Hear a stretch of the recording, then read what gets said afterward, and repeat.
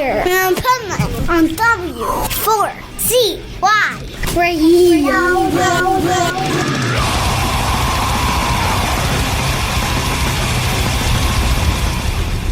Wake up, America! It's time for the Adventures of Pipeman on W4CY.com, West Palm Beach's #1 internet radio station. Here's your host, the Pipeman. This is the Pipeman here on the Adventures of Pipeman, W4CY Radio at Graspop, and I'm here with... Death by Romy. Nice. I always love when I interview a band 1 year back home in the States, and then I see them here in Europe or the UK. Like, I see a bunch of bands, and they're like, what are you doing here? It's nice to see a familiar face, like we said. I know, right? Absolutely. So, I got to tell you, I was at your set, and you frickin' killed it. Thank you. It is a cool tent there, and you had it full. I was fucking sick. How many people do you think were there? I don't know. I couldn't even see past the tent. Like, I was up front. I want to say if download was like 7, that was probably at least 6. I mean, I was taking a couple images. Where'd they go? Oh, hell yeah. Where'd they go? Oh, I loved there. all the LED screens they had in that tent. It looked fucking sick.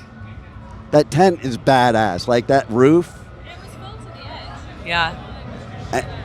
And everybody was so into it. So I got to know, how much have we improved since you saw us last year at Aftershock? I think you're great anyway, but you were badass. Thank you were badass. Thank you so much. What I like most of all, is could have been not as good for you, and you just had such a positive attitude after what could have not been positive, and the crowd was cheering to the fact that you were talking to them about what was going on, and they were supporting you instead Gotta let of... them know. It sucks when the song starts and the show can't really begin because of technical difficulties or whatever, you know. And I don't know what the sound people had going on, but there was no way we were going to be able to play the show with the mic feedbacking like that. So I was like, you gotta fucking cut this shit. And then, like, nobody left. Like, sometimes that will happen. That's what sucks, is people just leave.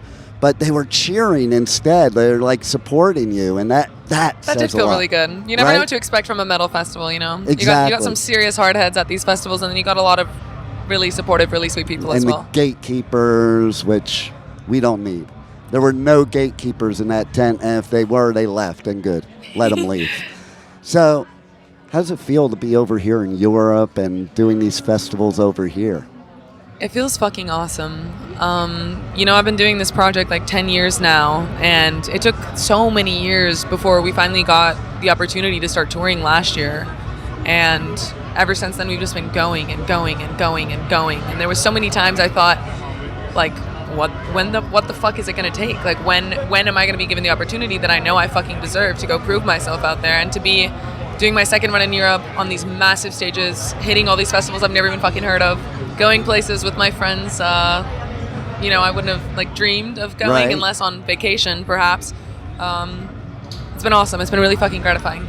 Nice. And it's kind of cool when you come over here to a country and all these people are cheering you, and you're like, how do they even know who I am? Right? Sometimes that happens. You're like, hell yeah. Wow. Most of them are discovering you on these stages at festivals, you know? Most of these people they hear something that sounds a bit intriguing, they come, give it a chance, and you can tell when you won over a crowd or not, especially when it's full of so many new people. Yeah.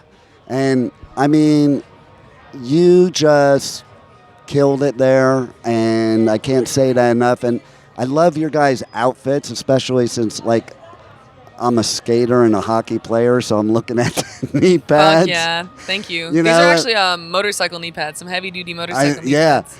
And I'm thinking to myself, you know, a lot of bands that, like, run and slide across stage probably need those things. Oh, yeah, they do.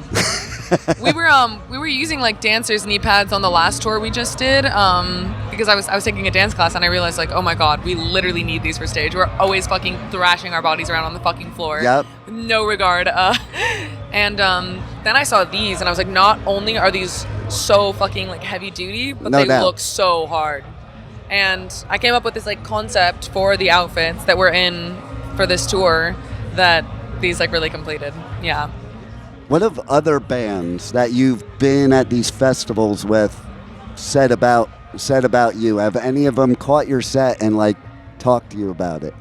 Not gotten to meet a lot of other bands on this run. Know, it's I hard, can't even right? lie. We've been forced to be so in and out too that I've barely gotten to catch anyone else that I wanted to see.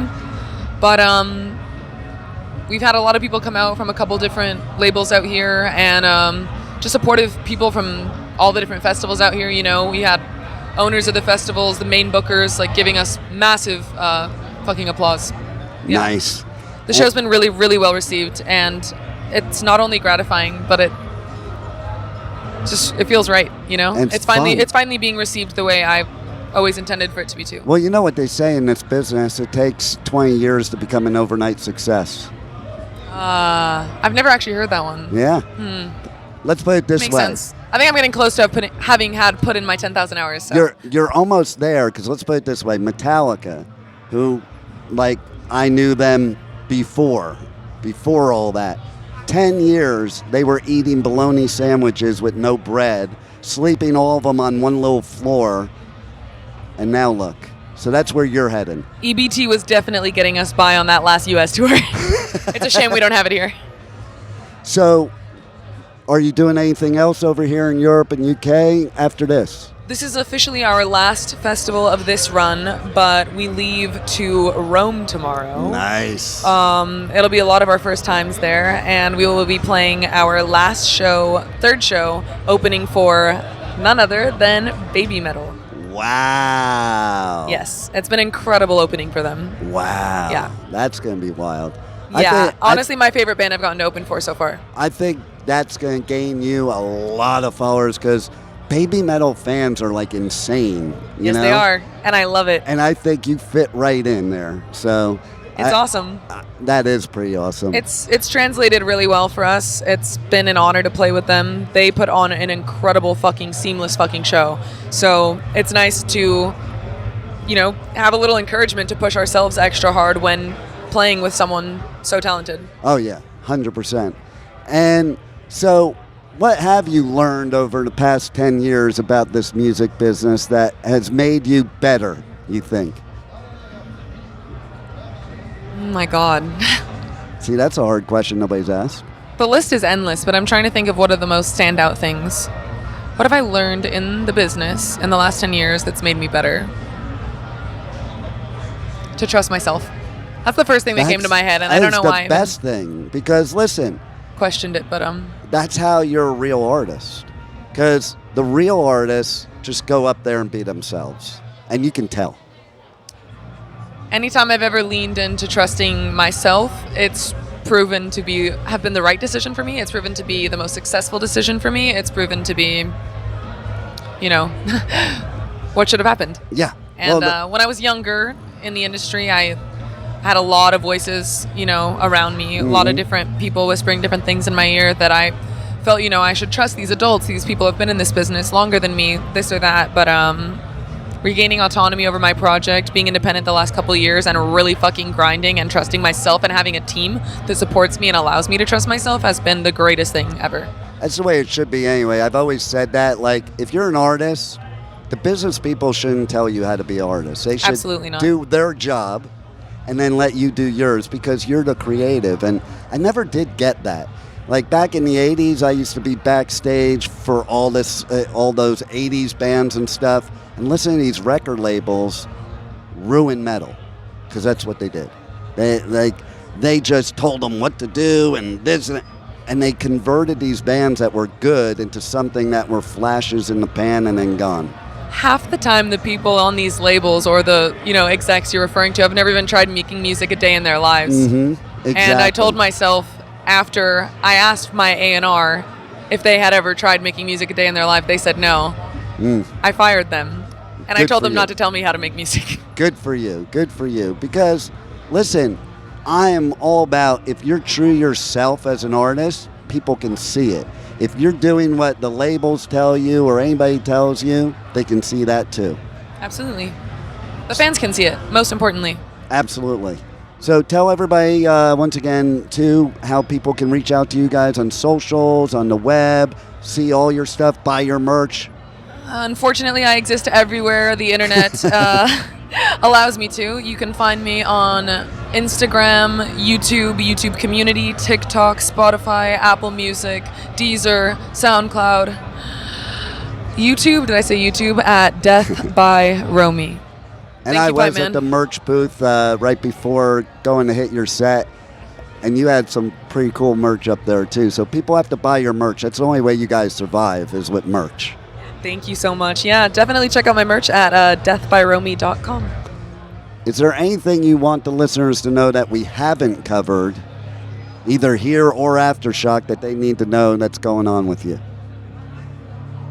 Fuck it. I'm working on my first full-length album currently. Ooh. So keep your eyes and ears out.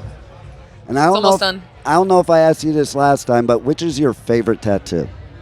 My favorite tattoo is always the most recent one I've gotten, and right now it's these words I have across my arms, Oh, which nice. are dog eat dog and God eat God. Wow, that's pretty cool. Hell yeah. My friend Caleb did them. He goes by Pretty Skin Stickers. Nice. Everybody's got to check them out then. Hell yeah.